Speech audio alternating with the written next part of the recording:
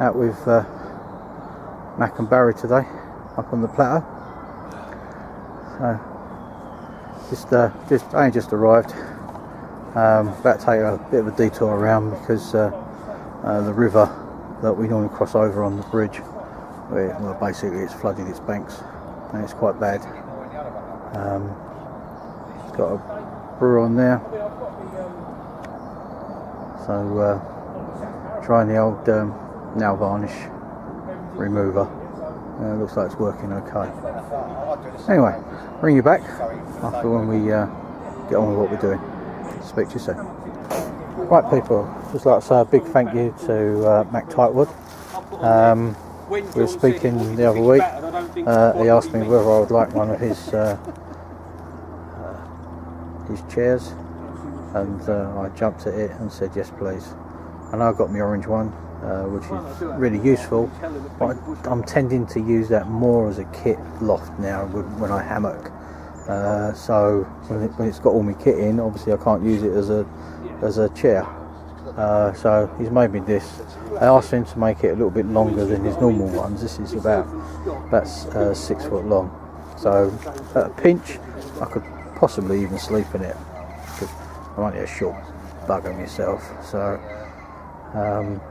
it might be okay during the summer, but we'll have a look. So thank you very much, Mac, for that. That shall be very useful.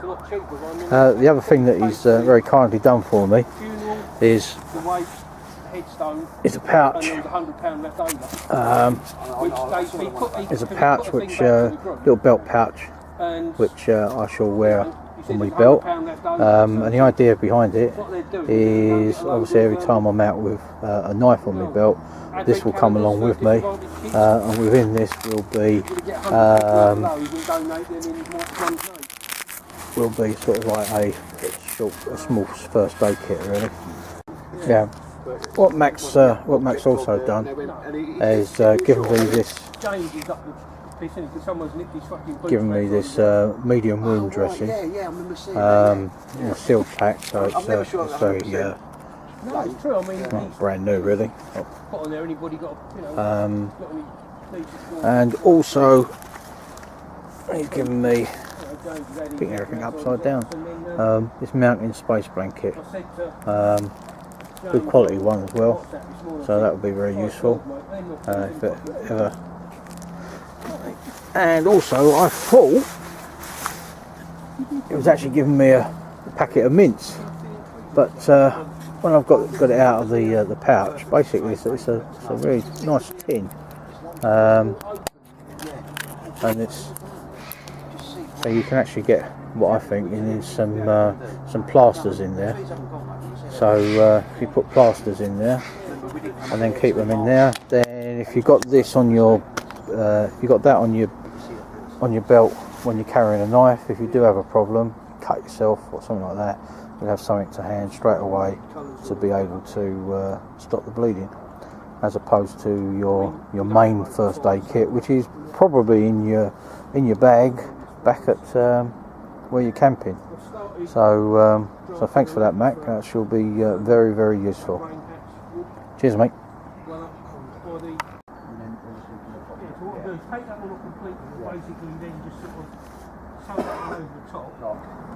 Just a quick VR to Forest Prepper. He's doing a really great Christmas giveaway. I can't remember exactly what everything was in the box, but I know if I was to win, a lot of those things would probably be gifted on. So that's a good one, Paul. You want to know the season that we enjoy the most, and I've watched quite a few of your VRs, and there's a lot of people saying Christmas. Christmas, yes, a nice time of year, but I don't know, for me it's always been overrated. We do a big build up to a couple of days, then it's all over. So Christmas is probably not my favourite time. the season that I like best is probably early autumn, when the colours are starting to change.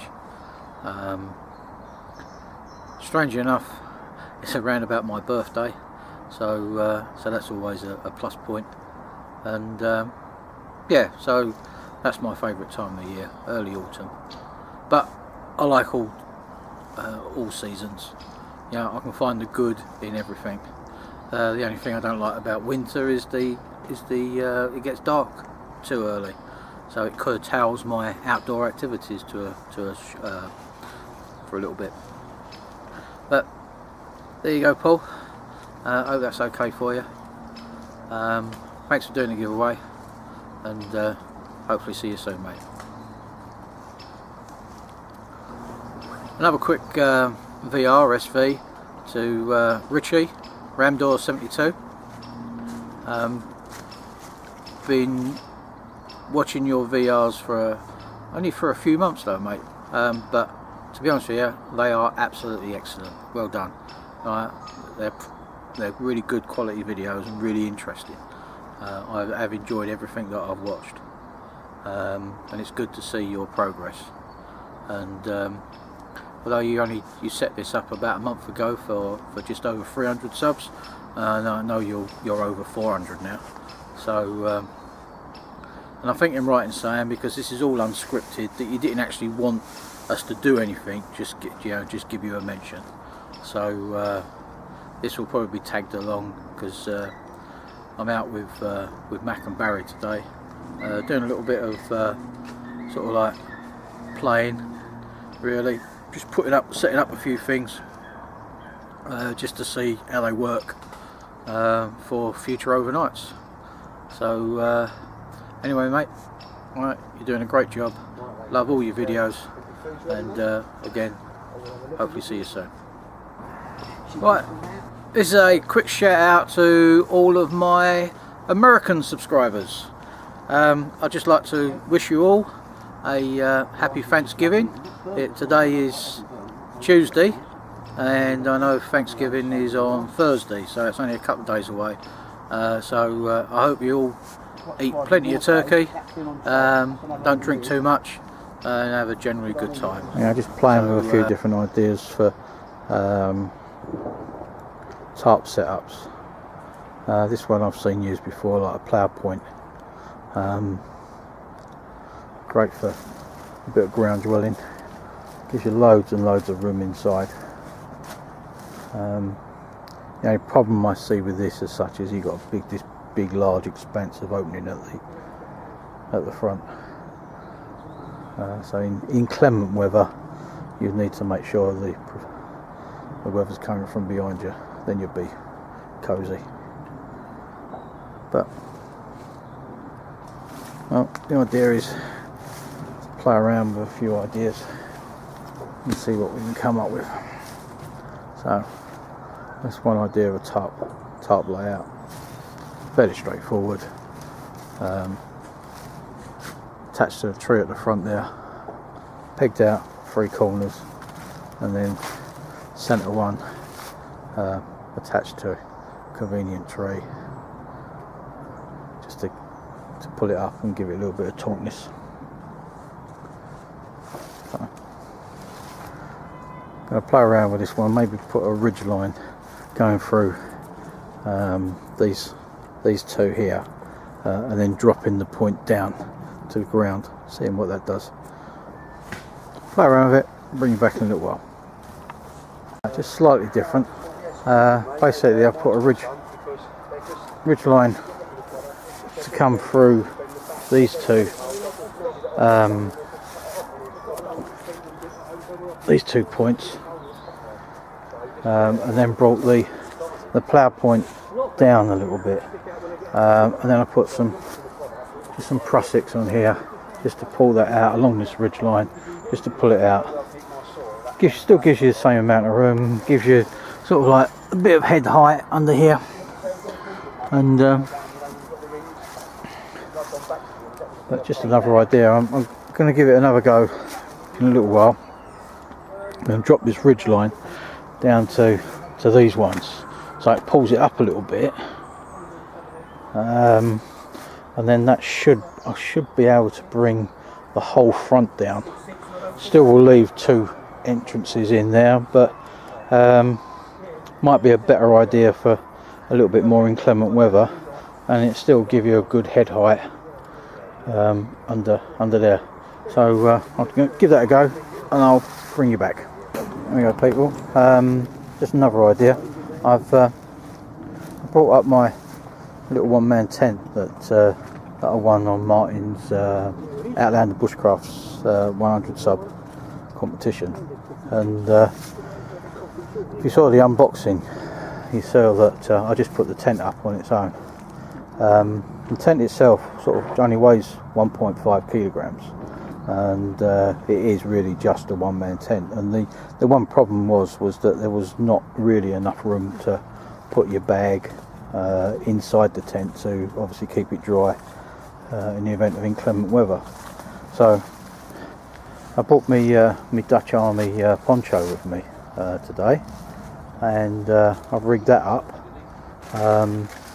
It's too small just to use that as a fly sheet, but obviously it doubles up as a waterproof, so therefore just thinking of other uses, really and truly, you know, because like you don't want to compromise the weight issue, so you're now using the Dutch Army poncho instead of a waterproof, and then of an evening you've got it as as an extra fly to give you an extra bit of admin room, a bit of area where you can sit under of an evening. If it is raining, you can stay dry. Couple of walking poles, a bit of paracord, and it gives you a nice little area. I think, to be honest with you, I know there's a very nice little pocket here which the poncho actually sort of fits in. Maybe what I should have done really is put it around the other way, so that pocket is down the other side. But that actually opens it up a little bit. As I say, it's a perfect tent for one man, because it is literally, you know, you can lay in there and it's nice and cosy. You just need a little bit of an admin area, which I think this now by this way gives you. So yeah, I think this will be work out to be quite useful. Okay, people, thank you very much for watching. There we go, gents.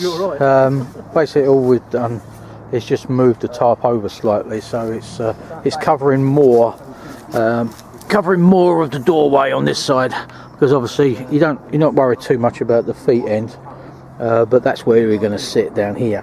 So that's the area you want more covered, just in case of inclement weather. So it's covering you up a lot better.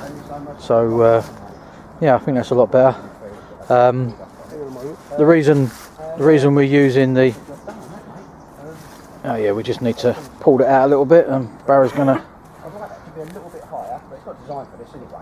know where he's gonna put it to. That is the issue, I mean, you could probably. Yeah, I think you can see really that it gives a bit more of a runoff if it does rain to that side. So you know, there's a decent runoff down the slope down there, and there's a runoff down there, and no, I think that'll work quite well. I'm using the poncho purely because, I mean, I've got several other different tarps which will cover it even better. There you go. Yeah, that's lovely, Barry. Putting that on there. Extra. Yeah, Pull that then, doesn't it? that's right. Yeah, I've got several other tarps that will cover it sort of adequately. But what I'm thinking of is that with the poncho, you can now do away with a waterproof. So it's you know, it's using everything that you've got really. So you're hopefully cutting down on weight. Because I'd like to. I used to go to the Lake District a hell of a lot, doing a bit of walking, and I must admit, you know, I'd like to give it a go again. and maybe do a bit of wild camping up on the fells. So it's just an idea. I mean, with a smaller bag you can probably just about get away with just a tent. Yeah, because you can probably get your bag in down the side there, and like if you're just doing some wild camping on the fells, you know, literally you're gonna be walking all day long, pitch up, sleep, and pack up next morning. So you don't really, you know, you probably really wouldn't want to put all this up, but it just gives it another option. Okay people, well, thanks for watching, and I'll see you soon.